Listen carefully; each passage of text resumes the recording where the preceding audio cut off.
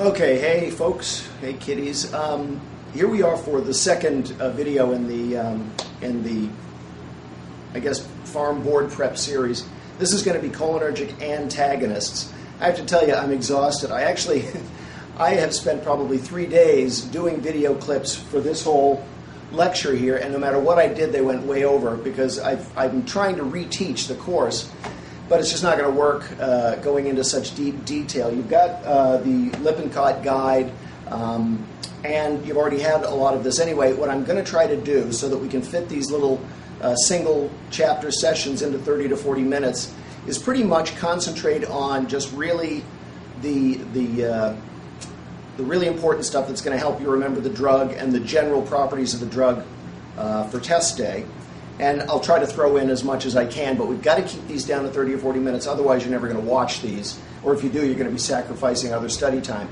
So that in mind, we're going to, again, go for the poster mentality, making a poster out of the lecture with hopefully some explanation of the mechanism, a list of the drugs that you've got to remember from that group, and hopefully little descriptors to help you remember the special things about that drug, which is really, if you can like rote memorize that, then you'll probably be fine, because they're really only going to ask you very general differentiations between these drugs.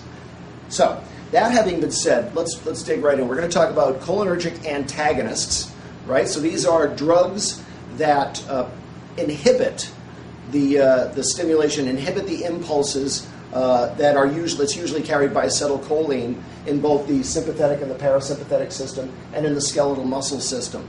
And they're going to do that in a number of ways. Largely, they're competitive antagonists. These drugs, for the most part, look a lot like acetylcholine, but they will block the receptors with different amounts of affinity and prevent those receptors from being correctly stimulated by acetylcholine.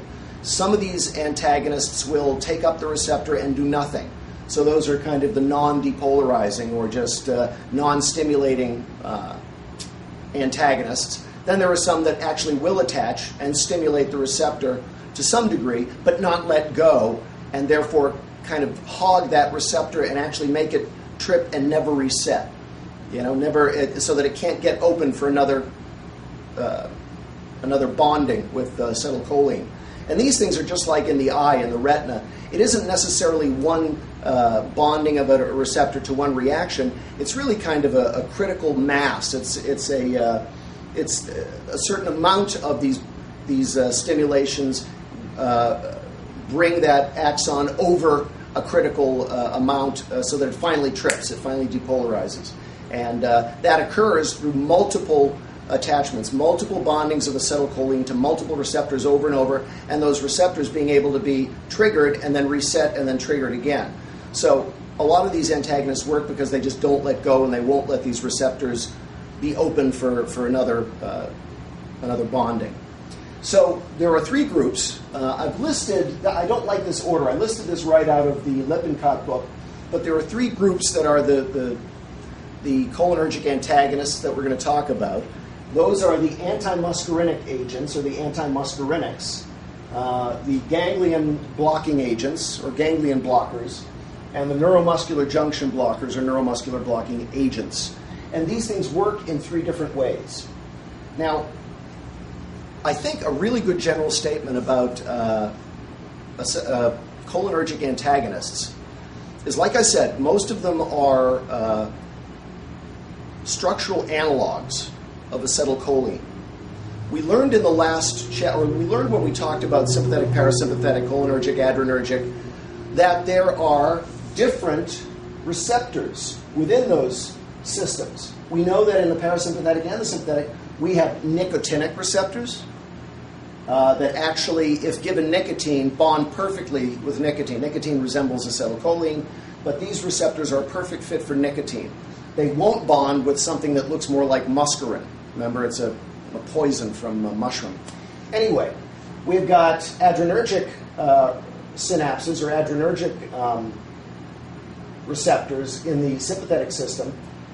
I should say, by the way, right now that there are a few exceptions, that for sweat glands and saliva glands, and I think some mucus-secreting glands or mucus-secreting tissue in the respiratory system, They are sympathetic. Those are sympathetic systems, but they use acetylcholine at their at their muscarinic junction, at their the end organ junction. So those are going to be affected by cholinergic antagonists. Sweat, saliva, and some of the moisture in your breathing passageways.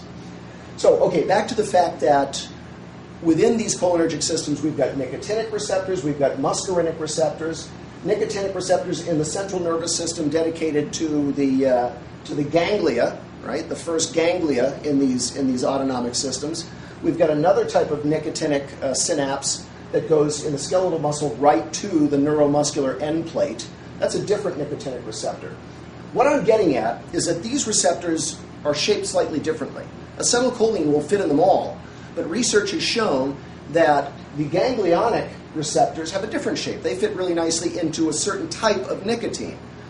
While the first synapse here on the neuromuscular junction, these guys fit nicely with nicotine, but they're slightly different than these nicotinic receptors. And what ends up happening is that pharmacoscientists and physiologists will label these things, subgroups like, N sub 1 receptors and N sub 2, or, I don't know what the designations are, but the principle that there are slightly different receptors within these groups that will bond better with some drugs than with others is how we figure out, or how we remember that these drugs have different effects on the body. Even though they're all supposed to look like acetylcholine, they will affect different areas differently because some of them look kind of like nicotine sub 1 or nicotine sub 2 or muscarine sub 1, which will be, I forget where I think that's in the gut, and muscarine sub 2 is in the heart.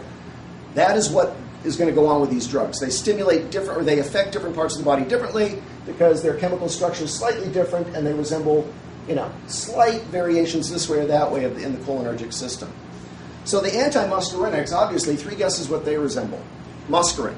So they're obviously going to be affecting right here mostly, and the cholinergic synapse for sweat, saliva, and respiratory. So the anti-muscarinics right here are by far the most used drug group in the anticholinergics. They are listed over here, and they're also the ones that we deal with most because there's a bunch of ophthalmics in there. We all know that most of our tissues are kind of balanced by parasympathetic and sympathetic innervation. They remain in equilibrium and functional equality because they're kind of balanced out by that, although there's usually one system that's stronger than the other. In the pupillary sphincter, parasympathetic is more powerful than sympathetic. Anyway, so all of these drugs are the antimuscarinics. In my previous drafts of this video, I went into detail about each drug. It would have been nice, but the damn video is an hour and a half long for one chapter. So let's just run down the list, and I'll try to make it as abbreviated as I can. One thing I'm going to do is group these drugs according to what they're most often used for, okay? So for starters, we're going to talk about atropine. Now, I've got a list over here. I'm going to slowly erase this because we're going to put the drugs over here with their descriptors. And this is what's going to go on your poster, is the drugs with their little descriptors and the pathways where they work, You can even draw an arrow or something. So let's start with atropine. I'm going to use a black pen for atropine and try to make it small because there's, a lot about atropine.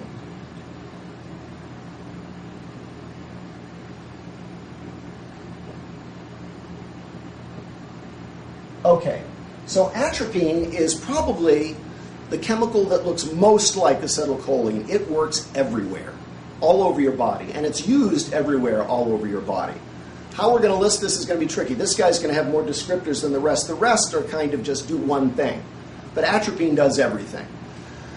So we can certainly write eyes, because we know that it works on eyes. It's a very strong cycloplegic. It will paralyze the pupillary sphincter and the ciliary muscle for 7 to 14 days. We know to avoid that in most cases. I guess now it's used for penalization in amblyopes and certainly long-term cycloplegia in painful eyes and things like that. I'm not going to talk about uses in great detail, but for eyes, just put, we're going to do it in blue, sorry. We'll put eyes.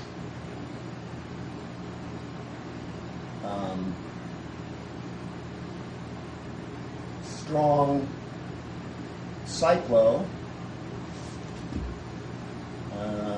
7 to 14 days. So that's the duration of action for eyes. Now, atropine works in other areas besides eyes. By the way, they always tell you with these cycloplegics to be careful with narrow iridocorneal angles. And it's true. You know, you could close an angle and you don't want to be stuck with this potent drug and try to undilate it. There's one exception, and this is not going to be tested, but this is interesting for later in life. Where I trained, the hospital I trained at, there were some of the world's biggest authorities on glaucoma. There's one gal, Dr. Elizabeth Hodap, who would say that sometimes you get in a situation where the iris is kind of stuck to the lens in an iris Bombay type of configuration. And it's in those cases you actually do use atropine to break that scenic because the aqueous can't get out of there. That's the only occasion. Otherwise, be very careful of narrow angles. So atropine in the eyes, very strong cycloplegic, which means that it works both on the pupil dilating and on accommodation in the ciliary body. Okay, so that's cycloplegic. Cyclo meaning ciliary body, as opposed to a midriatic, which is just a dilator. Okay, so that's the eyes. The next thing that it's used for, actually, let me see if I've got it listed. Oh, actually, yeah, I may want to mention one thing before this. Sorry, jumping around a little bit. Atropine and I think one other drug in this group are naturally occurring, and whenever a drug is a naturally occurring plant alkaloid, it usually penetrates the central nervous system pretty well, which means it can be used for central nervous system tasks. So let's go and say CNS, all muscarinic receptors. So it's the pass key. It'll block just about all of the cholinergic receptors, at least all of the muscarinics. Okay, so let's go again. Eyes. Strong cyclo, 7 to 14 days. It also works, let me see, what do I want to put next? Heart or, let's go with gastrointestinal. Muscarinic endpoints are very common in the gut, right? I mean, either the parasympathetic or the enteric system uses acetylcholine enormously. So we're going to have a lot of muscarinic receptors in the gut, and there are plenty of problems where the gut is too spastic, too much motility, diarrhea, irritable bowel syndrome, all of those things. Atropine is very effective at slowing down and eliminating spasm and excess motility in the gut. So, GI. And it's actually one of the drugs of choice. There's a drug called Ludiamil, which is an anti-diarrhea med that uses atropine. So anyway, it reduces motility. All right. In the heart, you remember that the vagus nerve is a parasympathetic, cholinergically innervated nerve. Atropine will reverse that effect in the heart as well. Some of those are muscarinic endings. This is interesting, though. In the heart, atropine has a dual effect. At low doses, it will affect the vagus nerve. It will, let me reverse my thinking for a sec. At low doses, in the vagus nerve, we remember that we have a feedback receptor, a muscarinic feedback receptor in the end bulb of these cholinergic axons. And that's kind of a shutoff valve. Hold on, let me just wake my computer up. This is a shutoff valve. And when it's stimulated, it tells the neuron to stop secreting so much acetylcholine. At low doses in the heart, atropine stimulates that receptor, which means that it reduces the amount of acetylcholine that the vagus nerve uses. It reduces the vagus nerve's effect, which is to slow the heartbeat. No, I'm sorry. Let me stop tape.